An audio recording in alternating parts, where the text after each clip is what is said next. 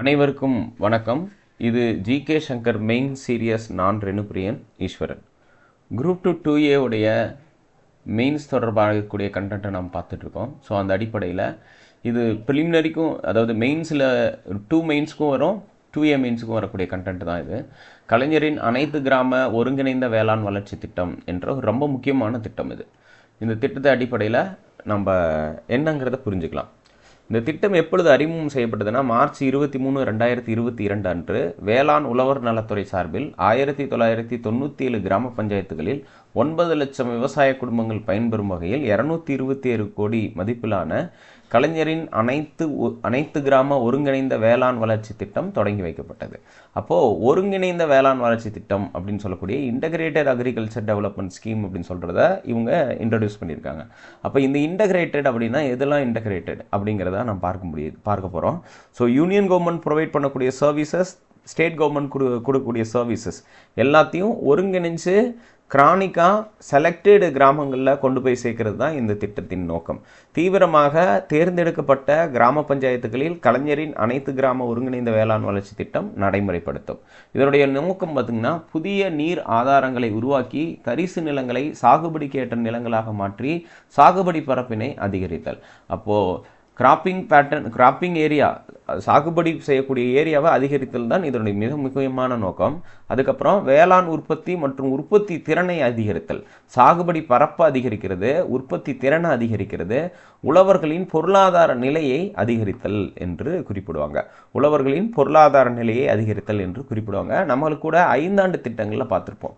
Double the income of the citizen அல்லது double the income of the farmers என்று சொல்லக்கூடிய உழவர்களுடைய பொருளாதார நிலை அல்லது அவங்களுடைய வருமானத்தை 2 மடங்கு ஆக்குறது அப்படிங்கிறது ரொம்ப முக்கியத்துவம் வாய்ந்த ஒரு செயல்பாடு அப்படின்னு பார்க்க முடியுது. ஸோ அந்த அடிப்படையில் தான் புதிய நீர் ஆதாரங்களை உருவாக்கி தரிசு நிலங்களை சாகுபடிக்கு ஏற்ற நிலங்களாக மாற்றி சாகுபடி பரப்பினை அதிகரித்தல், வேளாண் உற்பத்தி திறனை அதிகரித்தல், உழவர்களின் பொருளாதார நிலையை மேம்படுத்துதல் போன்ற செயல்பாடுகளை இதில் சொல்லியிருக்காங்க. இது நோக்கங்கள். நிதி ஆதாரம்னு பார்க்கும்போது 100% மாநில நிதி உதவி கொடுக்கக்கூடிய ஒரு திட்டமாக இருக்கிறது. 100% மாநில நிதி உதவியுடன் சமுதாய நீர் ஆதாரங்களை உருவாக்குறாங்க. அப்போ சமுதாய நீர் ஆதாரங்கள் அப்படிங்கிறது பார்த்திங்கன்னா, அந்த கம்யூனிட்டி இரிகேஷன் ரிசோர்ஸ் அப்படின்னு சொல்லக்கூடிய ஒரு விஷயத்தை உருவாக்குறாங்க. அப்போது அனைவருக்கும் பொது அடிப்படையிலான இந்த ரிசோர்ஸை உருவாக்குறது இதன் முக்கியமான நோக்கமாக இருக்குது. குறிப்பாக ஏரிகளை புதுப்பிக்கிறதுலேருந்து ஆரம்பித்து கால்வாய்களை மேம்படுத்துறது வரைக்கும் பல விஷயங்கள் இவங்க செய்கிறாங்க. அதுக்கடுத்தது ஒன்றிய அரசின் பங்களிப்பு திட்டங்களின் செயல்பாடுகள் அந்தந்த திட்டங்களின் உள்நிதி ஆதாரம் மற்றும் வழிகாட்டு நெறிமுறைப்படி செயல்படுத்தப்படும். அப்போது யூனியன் கவர்மெண்ட் சொல்லியிருக்கக்கூடிய அந்த திட்டங்களின் செயல்பாடுகளை அந்தந்த நிதி ஆதாரத்தோட வழிகாட்டுதலின்படி செயல்படுத்துதல் அப்படின்னு சொல்கிறாங்க. அப்போ யூனியன் கவர்மெண்ட் சொல்லியிருக்கக்கூடிய அந்த ஸ்கீம்ஸை எப்படி நம்ம புரிஞ்சுக்கலாங்கிறத பார்க்கலாம். ஸோ யூனியன் கவர்மெண்ட் சொல்லியிருக்கக்கூடிய அந்த ஒருங்கிணைந்த வேளாண் இயந்திரமயமாக்கும் துணை இயக்க திட்டம்னு ஒன்று இருக்குது. அது தேசிய வேளாண் வளர்ச்சி திட்டம், முதலமைச்சரின் சூரிய சக்தியால் இயங்கும் பம்பு செட்டுகள் திட்டம், அதற்கு அடுத்தது பிரதமரின் வேளாண் நீர்ப்பாசன திட்டம், ஒரு துளி நீரில் அதிக விளைச்சல், சரிங்களா, அந்த பர் டிராப் மோர் கிராப் என்று சொல்வார்கள். ஒரு துளி நீரில் அதிக விளைச்சலை தருதல். அதுக்கப்புறம் துணைநிலை நீர் மேலாண்மை திட்டம் அப்படின்னு சொல்லக்கூடிய இந்த மாதிரியான இன்டகிரேட்டட் ஸ்கீம்ஸ் எல்லாத்தையும் ஒருங்கிணைக்கிறதா கலைஞரின் அனைத்து கிராம ஒருங்கிணைந்த வேளாண் வளர்ச்சி திட்டத்தின் நோக்கமாகும். ஸோ இப்போ இது என்ன பண்ணுது அப்படின்னா, நிறைய யூனியன் அண்ட் ஸ்டேட் கவர்மெண்ட் ஸ்கீம்ஸை கம்பைண்டாக இது இம்ப்ளிமெண்ட் பண்ணி தரிசு நிலங்களை சாகுபடிக்கு ஏற்பட்ட நிலமாக மாற்றுறது, உற்பத்தி திறனை அதிகரிக்கிறது, உழவரின் பொருளாதார திறனை அதிகரித்தல் அப்படிங்கிறத குறிப்பிடுறோம். அப்போ இதுக்கு கீழே இன்டகிரேட் ஆகியிருக்கக்கூடிய இந்த முக்கியத்துவம் வாய்ந்த இந்த இன்டகிரேட்டட் ஸ்கீம்ஸை நம்ம பார்க்குறோம். ஸோ அந்த அடிப்படையில் நம்ம அதை புரிஞ்சுக்கிறோம். ஸோ அதற்கு அடுத்தது பார்த்திங்க அப்படின்னா, இதுக்கு வழங்கப்படக்கூடிய மானியங்கள் மற்றும் சலுகைகள் எந்த அளவில் இருக்குது அப்படிங்கிறத பார்க்கலாம். மானியங்கள் சலுகைகள் பார்த்திங்கன்னா, அனைத்து இனங்களுக்கும் 100% மானியம் வழங்கப்படுகிறது அப்படிங்கிறத பார்க்குறோம். ஸோ அனைத்து இனங்களுக்கும் 100% மானியம் வழங்கப்படும். பல்வேறு ஒன்றிய அரசு திட்டங்களின் நெறிமுறைகளின்படி நிர்ணயித்துள்ள உச்சவரம்பு தொகைக்கு மிகாமல் மானியம் வழங்கப்படும் அப்படின்னு வந்து சொல்கிறாங்க. சரிங்களா? சரிங்க. இந்த பர்டிகுலர் ஸ்கீம், அதாவது கலைஞரின் அனைத்து கிராம வேளாண் வளர்ச்சி திட்டத்துடைய ஸ்கீமை எப்படி இம்ப்ளிமெண்ட் பண்ணாங்க அப்படிங்கிறத பார்க்கலாம். ஸோ ஃபஸ்ட்டு இந்த ஸ்கீமை வந்து 2022 ஸ்டார்ட் பண்ணுறாங்க. எனினும் அந்த பேட்டர்ன் 2021-22க்கான காலகட்டம், 22-23க்கான காலகட்டம், 23-24க்கான காலகட்டம், 24-25க்கான காலகட்டம் என்று தேர்ந்தெடுக்கப்பட்ட கிராம ஊராட்சிகளில் இவங்க வந்து நடைமுறைப்படுத்துறது. அப்போ ஜென்ரலாக நம்மளோட டாக்குமெண்ட்டில் என்ன சொல்லுவாங்க, அரசு குறிப்புகளை 12,525 கிராமங்களில் இது வந்து நடைமுறைப்படுத்தப்படும் அப்படின்னு சொல்லி இவங்க சொல்லுவாங்க. ஸோ அப்போது அந்த அவங்க இம்ப்ளிமெண்ட் பண்ணக்கூடிய அந்த கிராமங்களில் ஃபஸ்ட்டு தேர்ந்தெடுப்பாங்க. 2021-22க்கு பார்த்தீங்கன்னா 1997 கிராம ஊராட்சிகளை தேர்ந்தெடுக்கிறாங்க. அப்புறம் 3204 கிராம ஊராட்சிகளை தேர்ந்தெடுக்கிறாங்க. 2504 கிராம ஊராட்சிகளை தேர்ந்தெடுக்கிறாங்க. 2482 கிராம ஊராட்சிகளை தேர்ந்தெடுக்கிறாங்க. ஸோ அப்போ தேர்ந்தெடுத்ததன் காரணமாக இந்த திட்டப்பகுதி அடுத்த கட்டத்துக்கு நகருது. ஒவ்வொரு லேயராக பாருங்கள், 1997 கிராம ஊராட்சிகளில் நடைமுறைப்படுத்திட்டாங்க. அப்புறம் 3204, 2504, 2482 சொல்லியிருக்காங்க. 5 ஆண்டுகளுக்கு இந்த திட்டம் வந்து நடைமுறைக்கு வரும் அப்படின்னு வந்து சொல்லியிருந்தாங்க.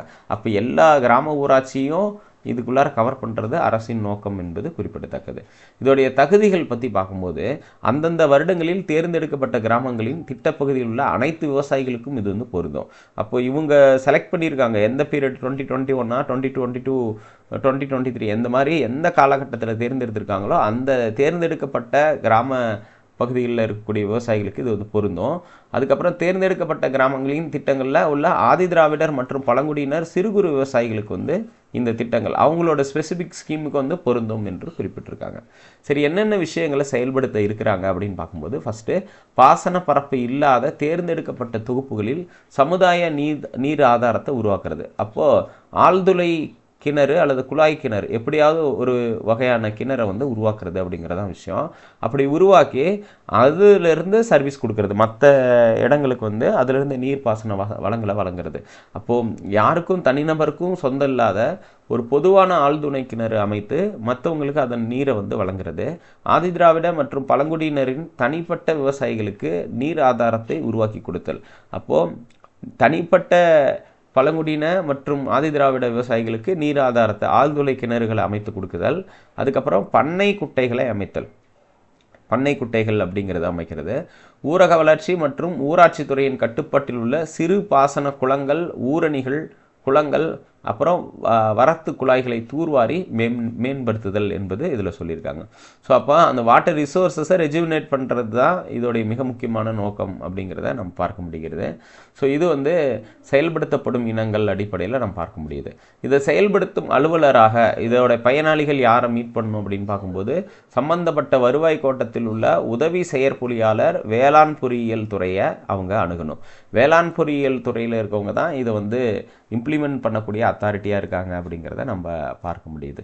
ஸோ அது வந்து ரொம்ப முக்கியத்துவம் வாய்ந்த ஒன்றாக இருக்குது அப்படிங்கிறத நம்ம பார்க்க முடியுது. ஸோ அதற்கு அடுத்து பார்த்திங்கன்னா கூடுதல் தகவல்னால் இந்த ஸ்கீம் எப்படி ஆரிஜினேட் ஆச்சு அப்படிங்கிறத பார்க்க போகிறோம். ஸோ தமிழ்நாட்டின் வரலாற்று சிறப்புமிக்க முதல் வேளாண் நிதிநிலை அறிக்கை பார்த்திங்கன்னா 2021 14/8/2021 அன்னைக்கு வந்து வெளியிடப்பட்டது. மாண்புமிகு வேளாண் உழவர் நலத்துறை அமைச்சர் தான் சட்டப்பேரவையிலிருந்து தாக்கல் செய்த போது 2021 அனௌன்ஸ்மெண்ட் கொடுத்தாங்க. 5 ஆண்டுகளில் தமிழ்நாடு முழுவதிலும் அனைத்து கிராமங்களிலும் ஒட்டுமொத்த வேளாண் வளர்ச்சியை உருவாக்கிட அனைத்து துறைகளின் ஒருங்கிணைப்புடன் கலைஞரின் அனைத்து கிராம ஒருங்கிணைந்த வேளாண் வளர்ச்சி திட்டம் நடைமுறைப்படுத்தப்படும் அப்படின்னு சொல்லிட்டு இதோட அனௌன்ஸ்மெண்ட் வந்துச்சு. அப்போ அந்த ஸ்கீமோட அனௌன்ஸ்மெண்ட் 2021 பட்ஜெட் ஆஃப் அக்ரி பட்ஜெட்டில் இதை பற்றி விஷயங்களை சொல்லியிருந்தாங்க. இதற்கு அடுத்த லேயரில் அவங்க என்ன கொண்டு போகிறாங்க அப்படின்னு பார்க்கும்போது இந்த சீரிய திட்டத்தின் கீழ் அனைத்து கிராமங்களும் ஒட்டுமொத்த வளர்ச்சியடைந்து தன்னிறைவு பெற்ற கிராமங்களாக மாற வேண்டும் என்று நோக்கம் இருக்கிறது. இந்த சீரிய திட்டத்தின் கீழ் அனைத்து கிராமங்களும் ஒட்டுமொத்த வளர்ச்சியடைந்து தன்னிறைவு பெற்ற கிராமங்களாக செல்ஃப் சஃபிஷியன்ட் வில்லேஜாக மாறணும் அப்படின்னு சொல்லிட்டு இதை வந்து ஏற்படுத்தியிருக்காங்க. அப்புறம் மாண்புமிகு தமிழ்நாடு முதலமைச்சர் அவர்கள் 10 ஆண்டு தொலைநோக்கு திட்டமான 11.755 ஹெக்டேர் நிலங்களை கூடுதலாக சாகுபடிக்கு கொண்டு வருதல் இருபோக சாகுபடி பரப்பினை 20 லட்சம் ஹெக்டேராக உயர்த்துதல் போன்ற டார்கெட்டை வந்து வச்சுருக்காங்க. நம்ம இப்படி வந்து 2013 1 ட்ரில்லியன் எக்கானமியை வந்து ரீச் பண்ணுறதுக்கு ஒரு டார்கெட் வைக்கிறோமோ, ஸோ அதே மாதிரி முதலமைச்சருடைய தொலைநோக்கு திட்டம்னு ஒன்று வந்திருக்கு. அதில் இவங்க என்ன சொல்லியிருக்காங்கன்னா 11.75 லட்சம் ஹெக்டேர் நிலங்களை கூடுதல் சாகுபடிக்கு கொண்டு வரது. அது மட்டும் இல்லாமல் 20 லட்சம் ஹெக்டேரை வந்து இருபோகம் விளையக்கூடிய நிலங்களாக மாற்றுறது அப்படின்னு சொல்லியிருக்கோம். ஸோ அதுக்கெல்லாம் இந்த ஸ்கீம் வந்து பயன்படுது அப்படிங்கிறதும், உணவு தானியங்கள், தேங்காய், பருத்தி, சூரியகாந்தி, நிலக்கடலை போன்ற பயிராக்கத்திறனில் தேசிய அளவில் முதல் 3 இடங்களில் பிடித்தல் அப்படிங்கிறத சொல்லியிருக்காங்க. அப்போ உணவு தானியங்கள், தேங்காய், பருத்தி, சூரியகாந்தி, நிலக்கடலை போன்ற உற்பத்தியில் தேசிய அளவில் முதல் 3 இடங்களை பிடித்தல தொலைநோக்கு திட்டத்தில் இதை வந்து சொல்லியிருக்காங்க. ஸோ அப்போது இந்த 3 இடங்களை பிடித்தல் அடிப்படையில் இருக்கக்கூடிய தொலைநோக்கு திட்டங்களை அடைந்திடும் வகையில் கலைஞரின் அனைத்து கிராம ஒருங்கிணைந்த வேளாண் வளர்ச்சி திட்டம் செயல்படுத்தப்படுகிறது. ஸோ அப்போ இந்த ஸ்கீமோட இம்ப்ளிமெண்டேஷன் அப்படிங்கிறத நமக்கு எப்படி கொடுத்துருக்காங்கங்கிறத பார்க்க முடியுது. ஸோ இது ஒரு ரொம்ப முக்கியத்துவம் வாய்ந்த ஒரு செயல்பாடாக நம்ம பார்க்குறோம். அதற்கு அடுத்தது பார்த்திங்க அப்படின்னா திட்டத்தின் நடைமுறைகள் எப்படிலாம் இருக்குது. இப்போ நமக்கு முன்னாடியே சொல்லியிருந்தோம் திட்டத்தின் நடைமுறைகள் என்னெல்லாம் பண்ணுவாங்கன்னு. அதை கொஞ்சம் விரிவாக நம்ம பார்க்கலாம். கிராம பஞ்சாயத்துகளில் செயல்படுத்தப்பட உள்ள இந்த திட்டத்தின் கீழ் தென்னங்கன்றுகள், பயறு வகைகள், தெளிப்பான்கள், வீட்டு தோட்டம் அமைக்க காய்கறி தொகுப்புகள், தோட்டக்கலை பயிர் சாகுபடிக்கு ஊக்கத்தொகை, பழக்குடைகள் மற்றும் ட்ரம், பழச்செடிகள், மரக்கன்று தொகுப்புகள், தரிசு நில தொகுப்புகளில் ஆழ்துளை குழாய் கிணறுகள் போன்றவற்றை அமைப்பதை இந்த திட்டம் நோக்கமாக கொண்டது. ஆதிதிராவிட விவசாயிகளுக்கு 100% மானியத்தில் கிணறு அமைத்து தருதல், மின் மோட்டாருடன் நுண்ணீர் பாசன வசதியை அமைத்து தருதல் என்பது இந்த திட்டத்தின் நோக்கமாக இருக்கிறது.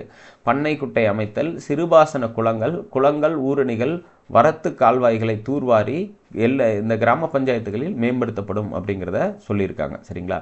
இதுதான் இந்த பர்டிகுலர் இதில் சொல்லியிருக்கக்கூடியது. இப்போது நமக்கு டிஎன்பிஎஸ்சி ப்ரிலிமினரியிலே ஒரு கொஸ்டின் வந்து கேட்டிருந்தாங்க. சரிங்களா? கலைஞரின் அனைத்து கிராம ஒருங்கிணைந்த வேளாண் வளர்ச்சி திட்டத்தின் நோக்கங்கள் என்னங்கிறத கேட்டாங்க. இந்த நோக்கங்களில் ஃபஸ்ட்டு நோக்கம் என்ன அப்படின்னு பார்த்தீங்கன்னா, இந்த வேளாண் தொடர்பாக இருக்கக்கூடிய டெவலப்மெண்ட்டாக இருந்தாலும் இவங்க எதில் கவனம் செலுத்துகிறாங்க அப்படிங்கிறத நம்ம பார்க்குறோம். ஸோ ஆழ்துளை கிணறுகளை வந்து அமைத்தல் அப்படிங்கிறது ரொம்ப முக்கியமானது. அப்புறம் தூர்வாறுதல், இந்த சின்ன சின்ன குளங்கள், ஊரணிகள் இந்த மாதிரி இருக்கிறத தூர்வாறுதல். அதுக்கப்புறம் மத்திய அரசோட திட்டங்களை வந்து இம்ப்ளிமெண்ட் பண்ணுறது, தேர்ந்தெடுக்கப்பட்ட கிராமங்களில் இந்த திட்டத்தை நடைமுறைப்படுத்துறது. இதெல்லாம் தான் இதில் வந்து நமக்கு சொல்லியிருக்கக்கூடிய ரொம்ப முக்கியத்துவம் வாய்ந்த அம்சங்கள் அப்படின்னு நம்ம பார்க்க முடியுது. ஸோ அப்போ கலைஞரின் அனைத்து கிராம ஒருங்கிணைந்த வேளாண் வளர்ச்சி திட்டம் என்பது நமக்கு இதில் சொல்லியிருக்கக்கூடிய நடைமுறைங்கிறது ஒரு வித்தியாசத்தன்மையோட செயல்படக்கூடிய ஒரு ஸ்கீம் அப்படின்னு நம்ம சொல்லலாம். ஸோ இந்த ஸ்கீமோடைய டார்கெட் என்பது 5 ஆண்டு திட்டம் தான். இது 5 இயர் தான். மறுபடியும் எக்ஸ்டென்ஷன் பண்ணுவாங்க. இந்த திட்டத்தை வந்து நடைமுறைப்படுத்துவாங்க. நடைமுறைப்படுத்தப்படக்கூடிய முகமை எதுன்னு சொல்லியிருக்காங்க. எப்படி வந்து இயர்லி அவங்க டெவலப் ஆகியிருக்காங்க அப்படிங்கிறத பற்றியும் இந்த ஸ்கீமில் வந்து சொல்லியிருக்காங்க. ஸோ இதை பற்றின அடிப்படை தகவல்களை நான் உங்களுக்கு சொல்லியிருக்கேன். ஜிகே சங்கர் சேனலில் நமக்கு மெயின்ஸுக்கான டெஸ்ட் நமக்கு வந்து கொண்டு போகிறோம். அந்த டெஸ்ட் பேட்சில் ஜாயின் பண்ணோம் அப்படின்னா டிஸ்கிரிப்ஷனில் இருக்கக்கூடிய லிங்கை கிளிக் பண்ணுங்கள். அதில் உங்களுக்கு வந்து டீட்டெயில்ஸ் சொல்லியிருப்பாங்க. நீங்கள் அந்த டெஸ்ட் பேட்சை சப்ஸ்கிரைப் பண்ணுவதன் மூலியமாக உங்களுக்கான கூடுதல் தகவல்களை நீங்கள் பெற்றுக்கொள்ளலாம். ஸோ மீண்டும் அடுத்த வீடியோவில் பார்க்கலாம். நன்றி, வணக்கம்.